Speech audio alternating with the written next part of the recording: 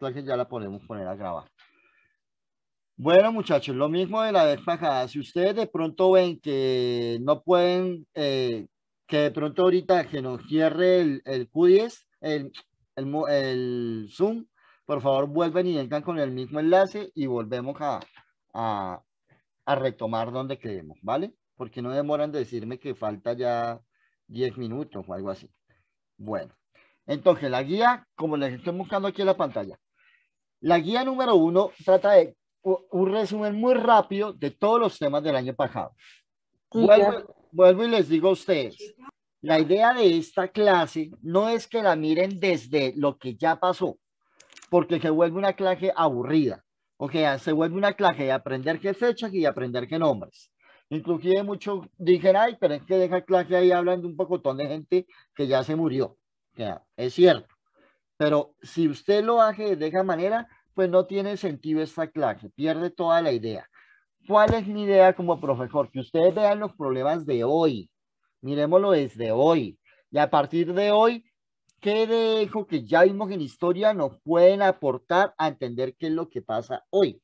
Entonces, por ejemplo, del Imperio Romano, que es el primer tema que vimos en el año, si se acuerdan, que hablamos que los romanos de alguna manera eran los herederos de los griegos, esa segunda cultura, sí, ya me dijo que quedan 10 minutos, esa cultura que habla de la importancia de una persona, un líder, un sujeto que se cree mejor que el resto, que funciona como una democracia hasta cierto punto y que luego se convierte en una dictadura donde solamente uno manda y todos los demás lo obedecen, que en esa época se llamaba el César, pues hay que verlo en términos de hoy. Se supone que hoy ese tipo de figuras no existen, porque vivimos en algo que se llama la democracia. Se supone que no existe. Sin embargo, vamos a ver que obviamente no es igual, pero esa idea de que haya una persona en el poder y que esa persona englobe a todos los demás, todavía se maneja en muchos países, sobre todo en países como los de América Latina, en los cuales tenemos una idea aún mesiánica o funcional de que una sola persona nos va a sacar del atraco en el que estamos, a una sola persona hay que obedecerla, una sola persona tiene la libertad y, mejor dicho, toda la inteligencia para gobernar todo un país, cuando sabemos que es mentira. Pero esa idea de ese ser allá arriba, que hay que creerle todo lo que él dice porque es así, pues esa idea lastimosamente en muchos países de América Latina aún está presente. No como en la época del Imperio Romano, obviamente, que es una estupidez decir que es igual, porque han pasado como 1000 años desde esa época, entonces no es igual. Pero sí está esa intención de que haya una persona que mande y que todos los demás de alguna manera nos veamos reflejados en esa persona. En el caso de Colombia, pues nosotros ya sabemos quién es, ¿no? No, que claramente no es el presidente. Inclusive salió una noticia el domingo de una actriz que después se volvió periodista y que tiene una columna de opinión en El Tiempo, que cuestionó esa situación y que ya la llamaron al orden y le dijeron, bueno, si no le sirve aquí, pues bien pueda entreguenos la carta de renuncia. Es una manera también de, ¿cómo que le llama esto? De generar censura, ¿cierto? Por atacar a esa figura que se supone no se puede atacar. En Venezuela también es clarísimo, ¿no? Esa figura de mesiánica en el cual creemos que una sola persona es la encargada de gobernar a todo el mundo y que solamente él tiene la inteligencia para gobernarnos a todos. Eso también es mal. En Brasil, pues obviamente mucho más. Si ustedes se dan cuenta, Brasil es el país de Sudamérica que más contagios de COVID tiene en toda Sudamérica, no solamente porque él es el más grande y el que más gente tiene, sino también por esos malos manejos. Pero hay un gran grupo de brasileños que aún sigue creyendo que ese personaje que está en el poder en Brasil es el único y el que tiene la última palabra. En Estados Unidos, pues ustedes se dieron cuenta todo ese revuelo que hubo hace menos de un mes por el cambio de presidente, porque el presidente anterior estaba basado en esa idea y muchos de sus seguidores estaban basados en esa idea. Entonces, digámoslo que de alguna manera esas cosas del Imperio Romano que parecieran viejas, esos, digámoslo, esos, esas enfermedades sociales del Imperio Romano que parecerían muy antiguas, aún se reflejan en la actualidad. ¿Ven? Pero claro, no todo es malo. Del Imperio Romano también recordamos que de ahí salieron lo que hoy llamamos el Senado, la Cámara, los militares. Esa fuerza de armar un grupo de control y de poder que se encargue de la vigilancia de todo un territorio, esos militares que hablaban los romanos, que inclusive hasta Jesucristo murió por esos militares, ¿no? Él murió bajo el yugo del Imperio Romano. Miren lo viejo que es, pues aún lo mantenemos, ¿no? O sea, cuestionar a los militares es algo que hoy se puede hacer, pero que no se ve bien visto. Igual, independientemente, hoy ya no solamente lo llamamos militares, ¿no? Hoy lo llamamos ejército, policía, armada, fuerza aérea, pero esa idea de tener un grupo especializado para el control de la población y la defensa de la población frente a otro control, frente a otra población, eso vino del Imperio Romano. Ellos crean los primeros militares. Si ustedes se acuerdan, los griegos nunca se habló de una armada militar griega. Lo que ellos tenían eran islas.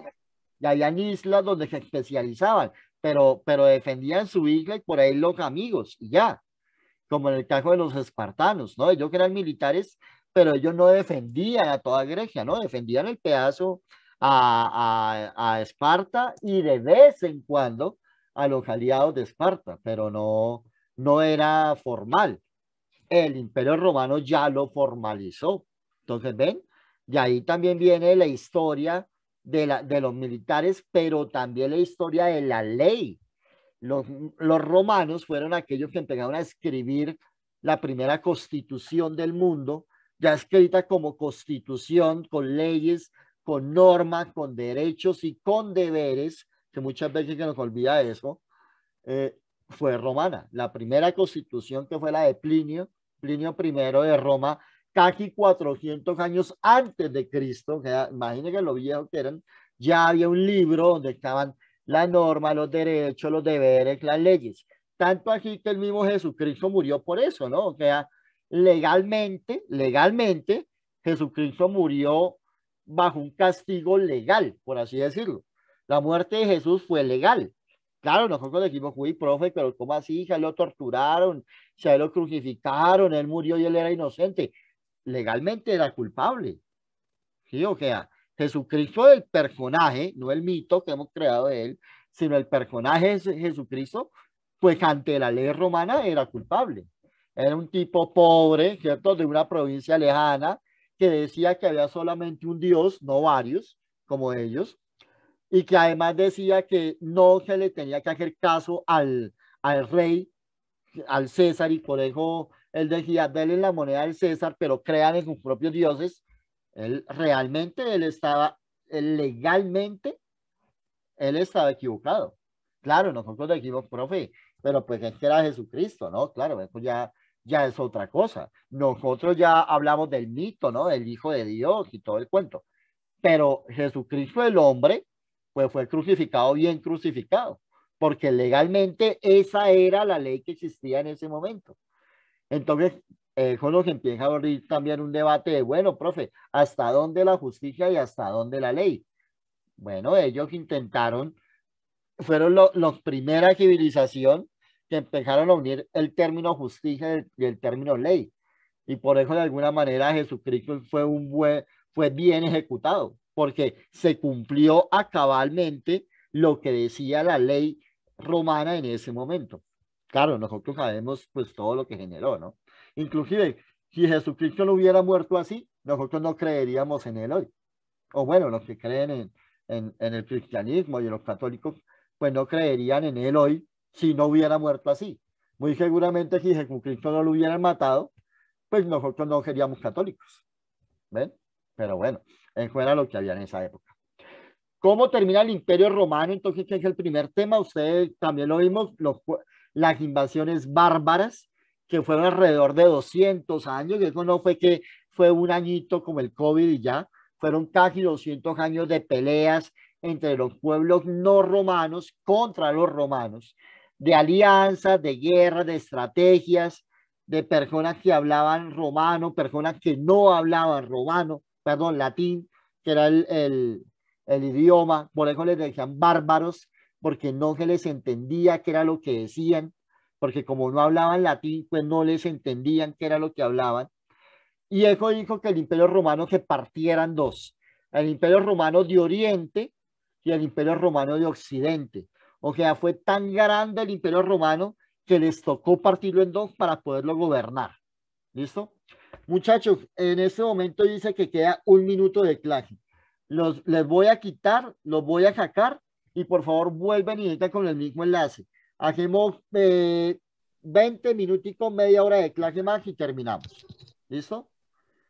Eso es. Entonces, los voy a sacar, por favor, vuelvan y entren con el mismo enlace. Listo, muchachos. Entonces ya sigo grabando. Entonces seguimos. Entonces, eso más o menos es el Imperio Romano y todo lo que él genera.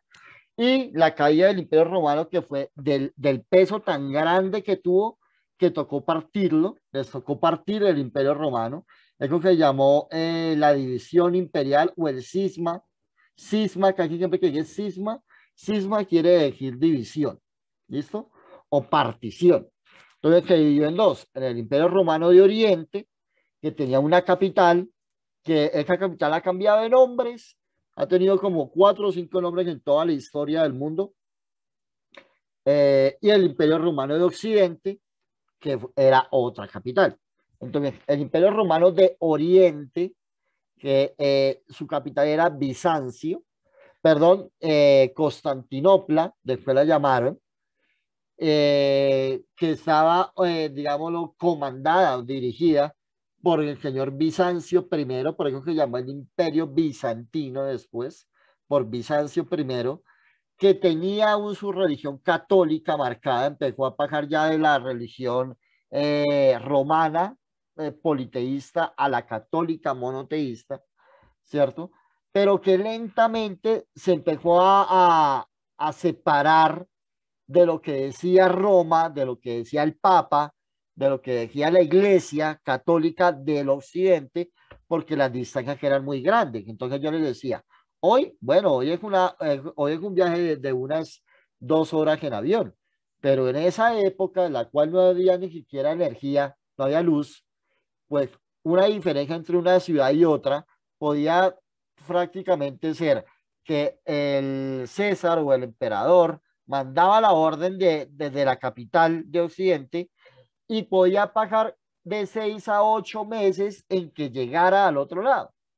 Entonces, cuando la orden llegaba, pues ya era vieja, ya no servía, ¿ven?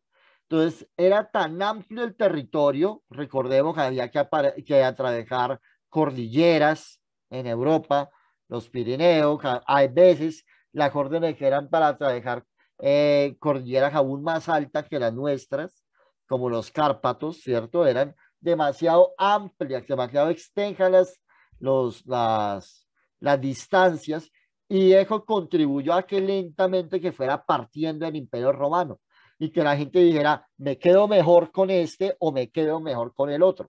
¿Listo? Eso fue lo que generó que hubieran dos imperios romanos en un momento. El Imperio Romano de Oriente, cuya capital era Bizancio, que después se llamó Constantinopla, hoy se llama Estambul, que es donde juega Falcao, y el Imperio Romano de Occidente, que siguió con la capital antigua Roma, siguió siendo capital del Imperio Romano, que luego la llamamos Roma, y mucho más con el tiempo, ya casi en el siglo XX, se va a llamar, en el 19-20, se va a llamar la capital del país de Italia.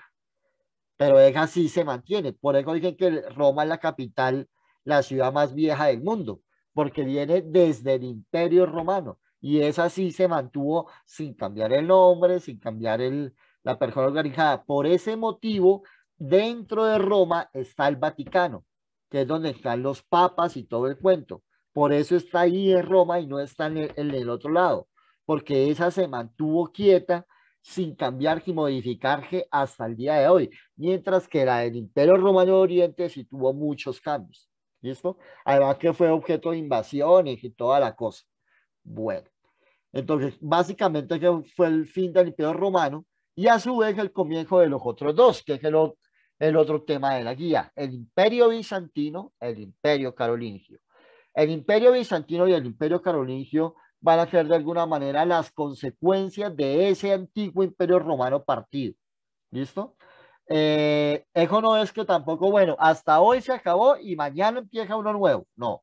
Eso entre la transición entre el Imperio Romano en decadencia y el Imperio Carolingio y el Imperio Bizantino en auge puede pasar más o menos 150 años entre uno y otro. 100 años. Depende de qué tan lejos o qué tan cerca estén a la tradición, como les venía diciendo, ¿ves? Entonces, eso no es que queda solamente así porque sí, eso puede pasar siempre un tiempo prolongado.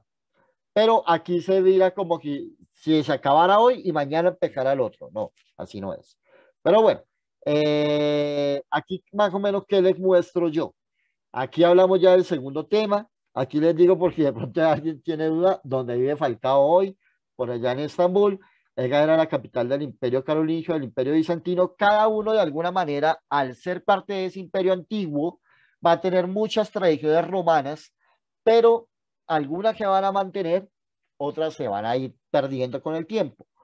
Por ejemplo, en el caso del Imperio Bizantino, que está más al oriente, va a tener mucho más contacto con gente por ejemplo, de Asia, del Asia grande, del Asia antigua, como los chinos, van a llegar algunos chinos a vivir al Imperio Bizantino, va a haber comercio entre cultura china y cultura bizantina, pero también van a tener, por ejemplo, mucho impacto de otra religión con otro imperio grande, que también es muy antiguo, que era el imperio persa, ¿cierto? Ese antiguo imperio persa, que luego también va a empezar a cambiar, que luego se va a llamar el imperio otomano, gracias al primer emperador otomano, y ellos ya vienen con otra religión, inclusive algunos pueblos que eran conocidos antes como pueblos bárbaros,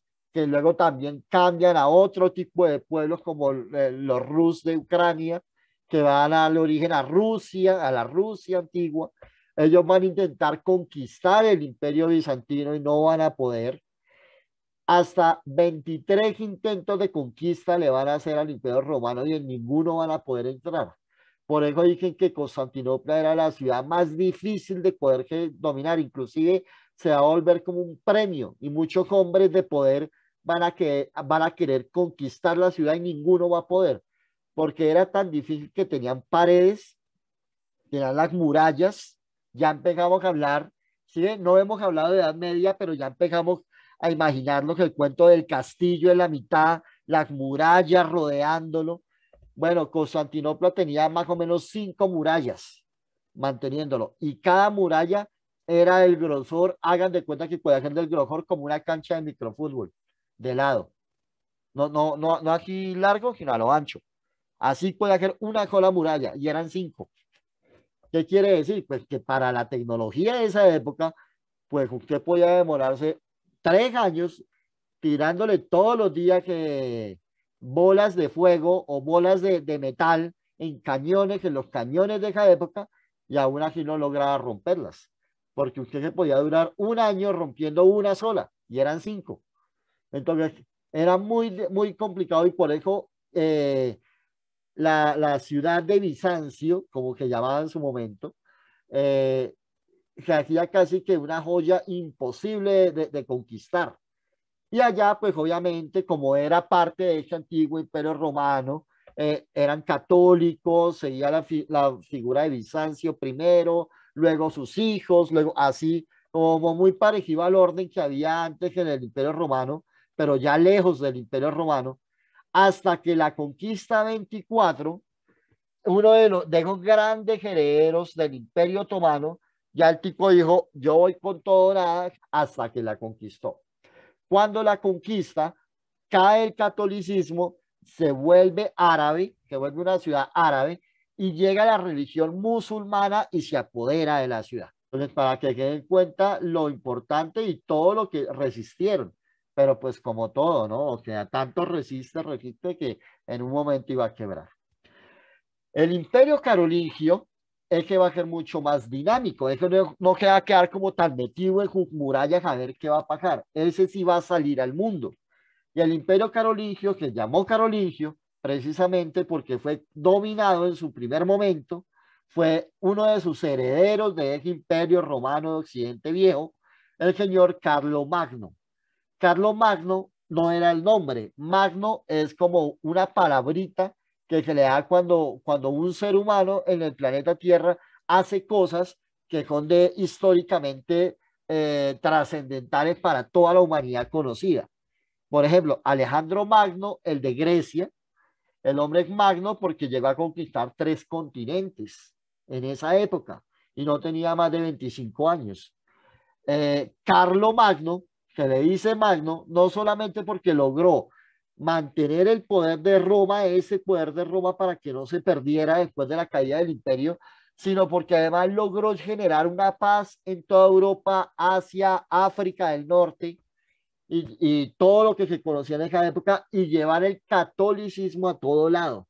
Él fue uno de los primeros católicos y gracias a él es que hoy somos católicos, porque el señor Carlomagno logró defender la religión católica fuera de Roma y llegó hasta Alemania, España, llegó hasta una parte de Asia, llegó hasta una parte de Rusia, por eso ellos también son católicos y por eso se le llama Alejandro Magno, porque lo que él hizo fue defender la religión de tal manera que la amplió prácticamente a todo el mundo. Si no hubiera sido por Carlos Magno, nosotros no seríamos católicos, porque él fue el primero que dijo el cruce entre España e Italia para mantener la religión una sola. Y nosotros somos de alguna manera herederos de la tradición católica por el descubrimiento de América. ¿Ven? Entonces, gracias a Carlo Magno es que hoy existe la religión católica. ¿Listo? Y por la caída de Constantinopla es que se originó tanto esa lucha contra la religión islámica. ¿Listo? La tercera parte, que fue como la parte más grande de lo que vimos el año pasado, fue la Edad Media. ¿Listo? Que realmente, como les digo, en términos de tiempo, la Edad Media, como Edad Media, empezaría con Carlomagno. Pero ¿qué ocurre? Pues que Carlomagno, a pesar de toda su grandeza, pues era un fue el primero de muchos que lo siguieron. Pero de alguna manera, él fue el que plantó la semilla de la religión para todo el mundo. ¿Listo?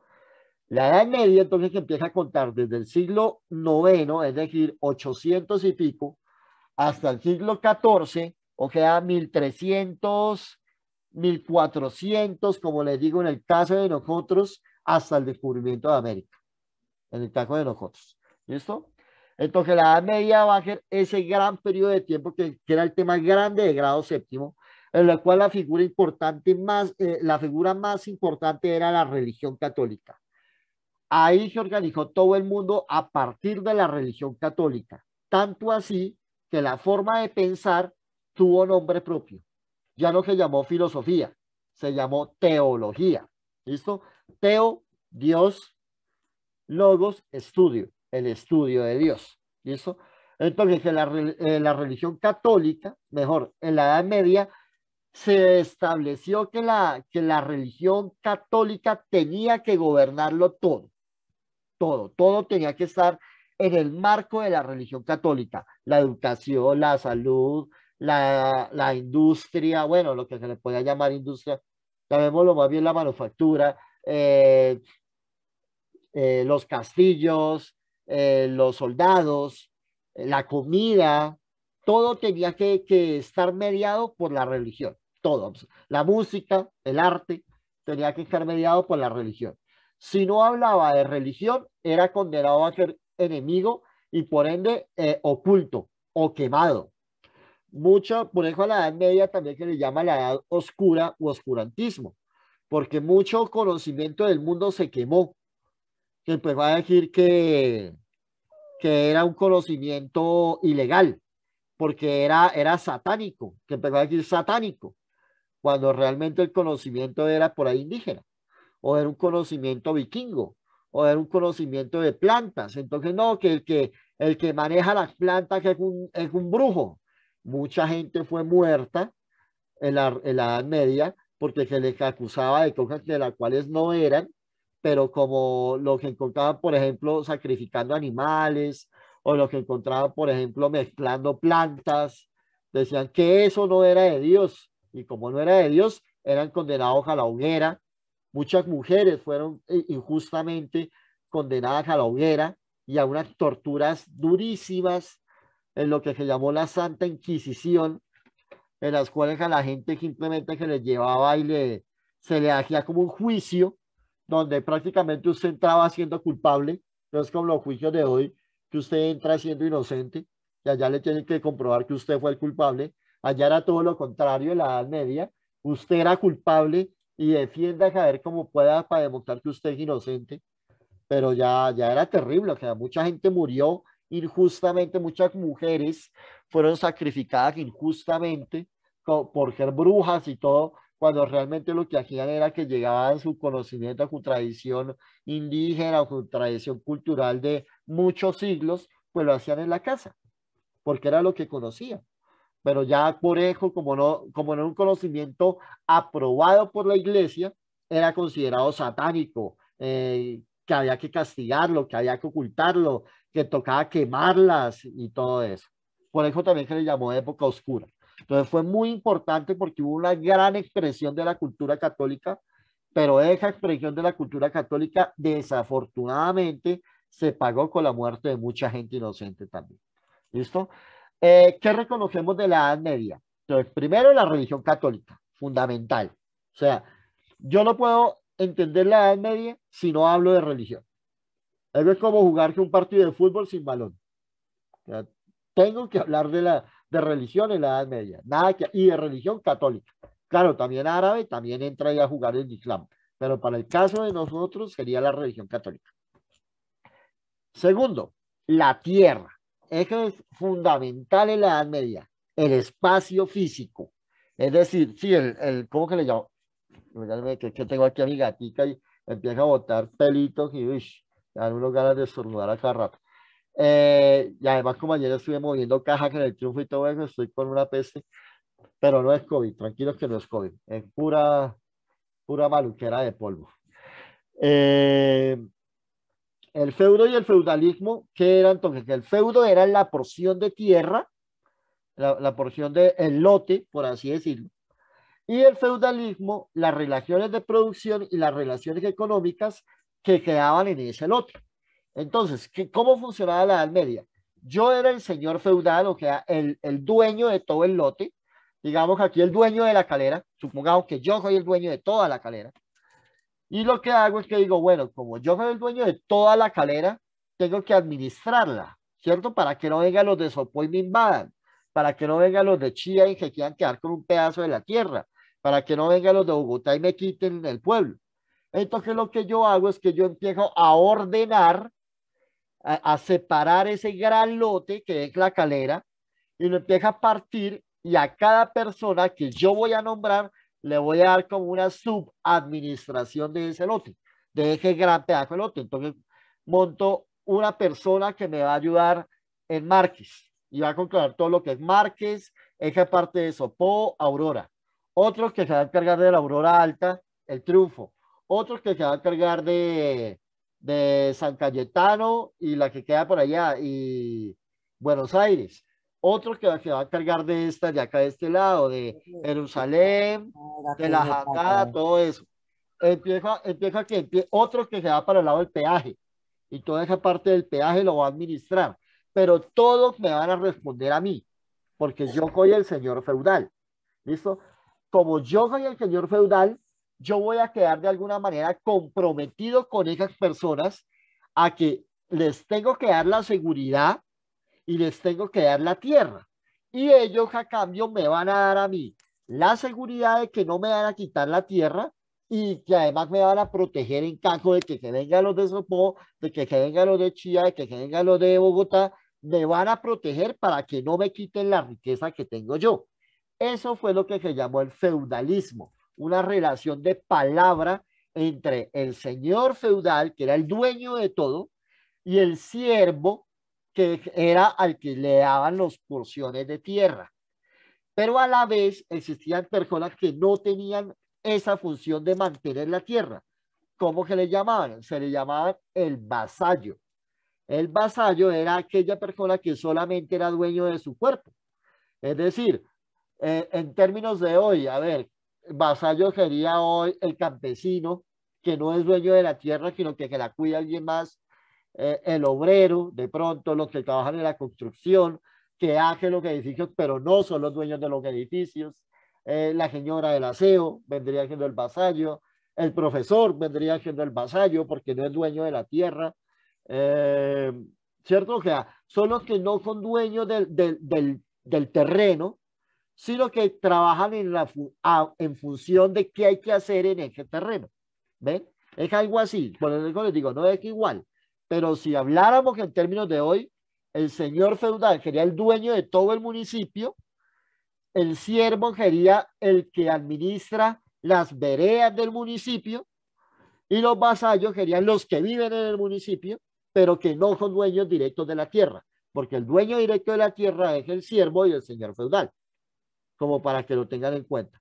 Pero había una cuarta, que digamos que están los de la Aurora, los de, ay, que me olvidó, no los del Codito, los que están entre la Aurora y el Codito, Cerrezuela, Lomitas, ¿cierto? Esa parte de allá, que vendrían siendo los burgueses. ¿Quiénes vienen siendo ellos? Los que se hacen en el límite, en el borde, que ¿cómo es? O sea, que ni pertenecen directamente a Bogotá, ni pertenecen directamente a la Calera, que trabajan en Bogotá, viven hacia Bogotá, pero los hijos que estudian en la Aurora y les llega el recibo de la Aurora.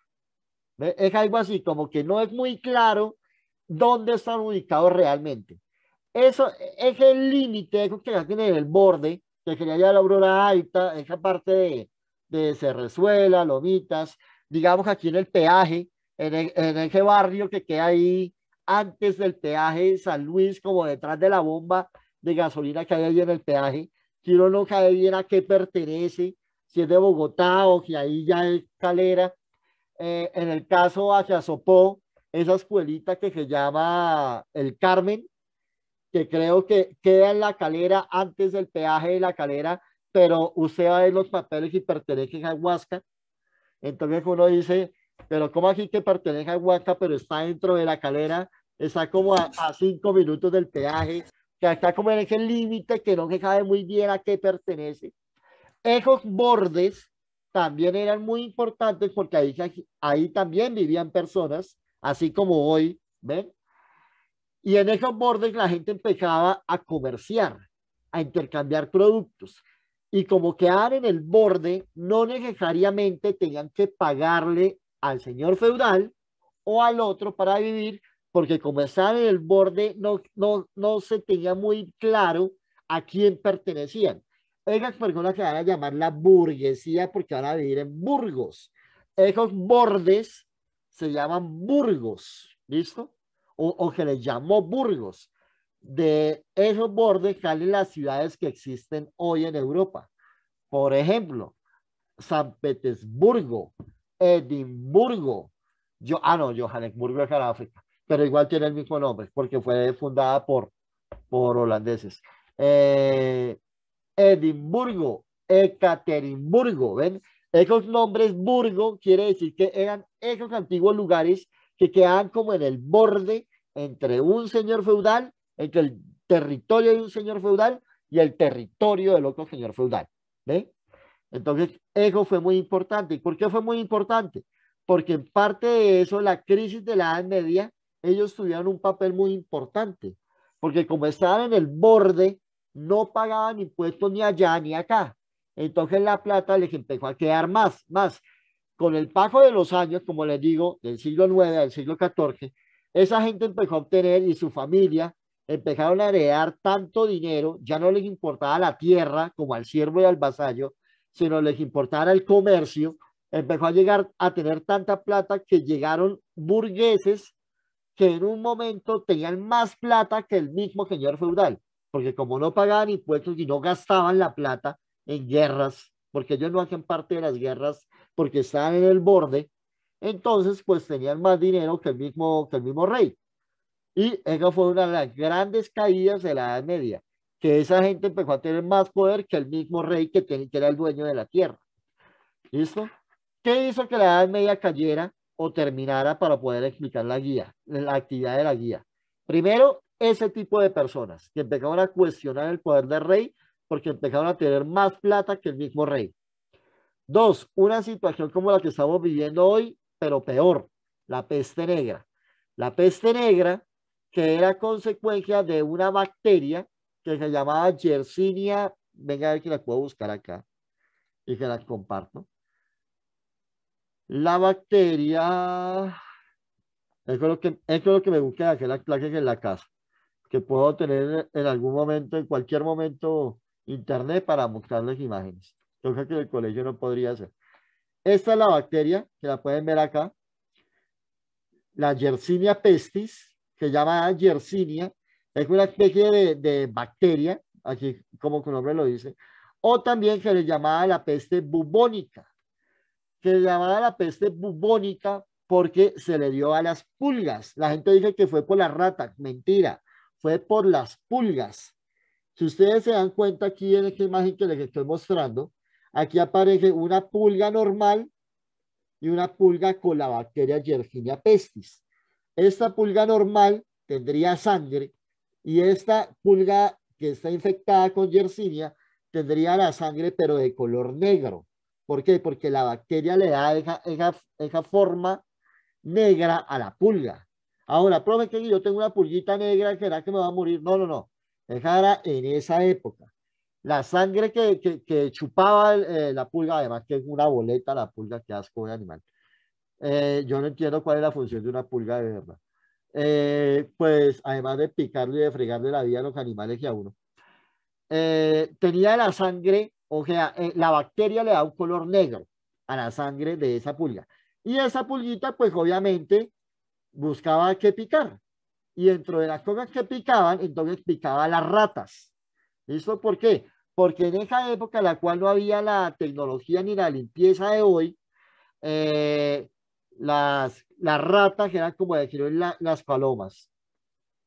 Era una vaina así, para que ustedes se hagan a la idea.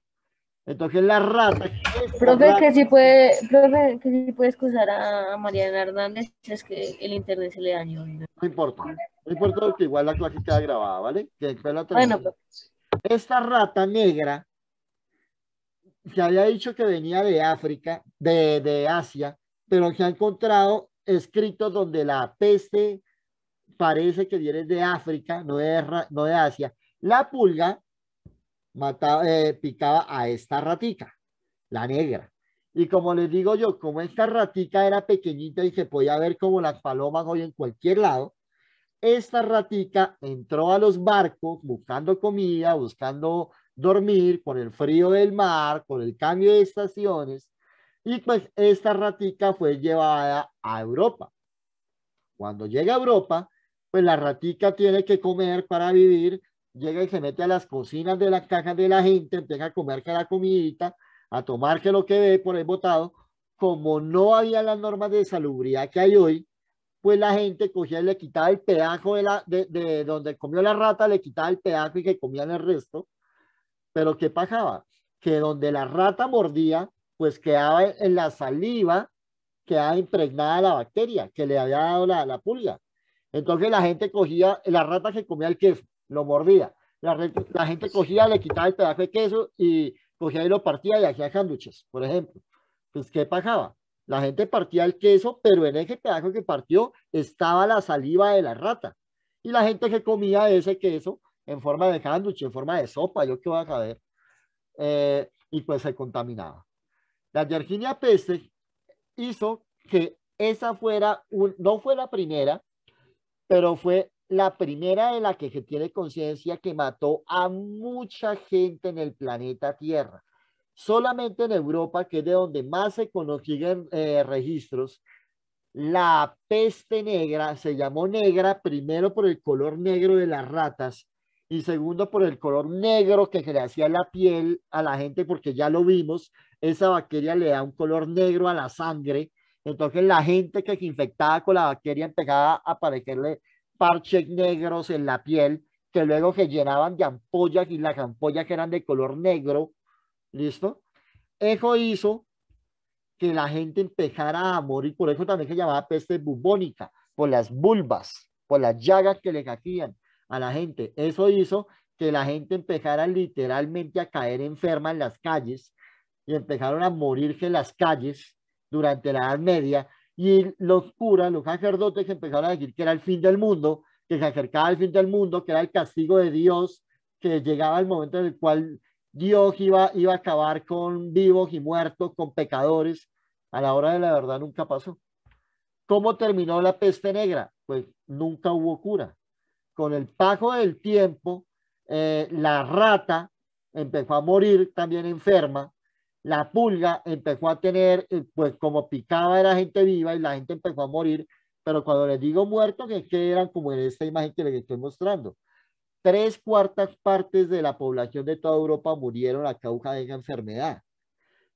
Eso en palabras coloquiales, que es, hagan de cuenta que como si los 7 millones de personas que viven en Bogotá, solamente quedara viva la gente del Codito. Así, de ese estilo. Así de grave fue esa pandemia. Eso sí fue una pandemia realmente mortal para la humanidad. ¿Qué pasó? Pues que esa gran pandemia hizo que de alguna manera la humanidad empezara a cambiar hacia un nuevo sistema. Ya tendríamos que tener algo que era la norma de salubridad, ser un poco más limpios, traer la comida de otro lado, no depender tanto de la tierra, porque con tanto muerto, pues ya no habría quien la cultivara. ¿Ven? Entonces, todo eso generó de alguna manera que la Edad Media empezara a entrar en crisis, porque la gente empezó a morir, porque las calles empezaron a teñirse de muertos, y lentamente la enfermedad fue desapareciendo, entre comillas. A este señor tenía el capico aquí, era para estar lejos del enfermo, para no respirar el mismo aire del enfermo. Era como un tapabocas de la época, por así decirlo. Fue porque la peste negra acababa a todo el mundo por igual, eso no respetaba a ricos y pobres, como hoy con el COVID, ya se dieron cuenta, ¿no? El ministro, que era el ministro de los más queridos de este gobierno, y terminó muerto por COVID, igual que el pobre, igual que el pobre taxista. Entonces, el asunto es, las enfermedades no conocen y no distinguen sexo, religión, creencia religiosa, creencia sexual, eh, ¿cierto? Riqueza ni pobreza, una enfermedad con una enfermedad, y al que le llega, le llega. Entonces, esta es una de las moralejas Profe, pero yo, de esta clase. Dime. profe, yo no conocí a nadie que se muera de coronavirus ni nada de eso. Yo sí, te lo puedo Yo sí decir. conozco más gente de dengue, que de dengue no hay tanto, Claro, pero de coronavirus yo no, nunca veo. no, pero sí, te lo digo. Yo sí te puedo decir. En mi familia ya murieron 2 del COVID, ya que el dictamen dijo que había sido por COVID. Ya mayores de edad, obviamente, ya eran mayorcitos, pero sí, nosotros tuvimos ya que pedir a una esposa, a una Profe, tía de esas mayores y del esposo por COVID. Mm. Nosotros casi, pero a ahí en las mí noticias casi se nos exageran muere un las cosas. familiar Sí, claro, y se nos murió el pastor de la iglesia y casi se nos muere un familiar de COVID. de COVID, claro. O sea, que uno no ve la gravedad hasta que lo tiene al lado de la casa. Igual que esta gente. Esta gente no pensaba que fuera tan grave las pulgas y las ratas hasta que empezaron a caer en la calle, y ahí se dieron cuenta que sí era importante. Esto demuestra lo que yo les decía. ¿Ven? Muchas cosas de las que ya han pasado vuelven y pasan. ¿Por qué? Porque la gente cree que, que lo que pasó ya pasó y vuelve y ocurre. Es que es uno de los grandes problemas de la humanidad, que el hombre no aprende, ¿no? Y vuelven y pasan y vuelven y pasan. Y eso que estamos pasando del COVID, aunque yo te digo, aunque sí hay muertos en las familias y todo, realmente esta es una enfermedad relativamente fácil de tratar, o sea, hay peores. y al ritmo en el que va de depredación este planeta y la humanidad, pueden venir peores, con lo que el COVID puede ser apenas aquí como el cuento, una gripita en comparación de otras más graves, ¿no? Pero bueno, pues tocará mirar a ver qué nos depara. Por ahora, estudiar y aprender esas cositas para no caer en los errores que ya cayó la gente que venía antes de nosotros.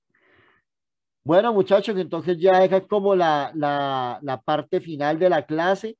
Con esta explicación y con lo que les acabo de mostrar acá, que es la guía, pueden desarrollar la guía. Como les había dicho en la clase pasada, es un crucigrama. Ustedes llenan aquí la palabra y vuelven y la escriben acá. Entonces, por ejemplo, la palabra 1, no sé, Constantinopla. Entonces acá van y miren, nombre del Uno no está periódico, compartiendo Constantinopla. pantalla. Ah, no es lo que estoy compartiendo, discúlpenme. Profe, ¿y Perdónenme, este diagrama tiene que ser solucionado?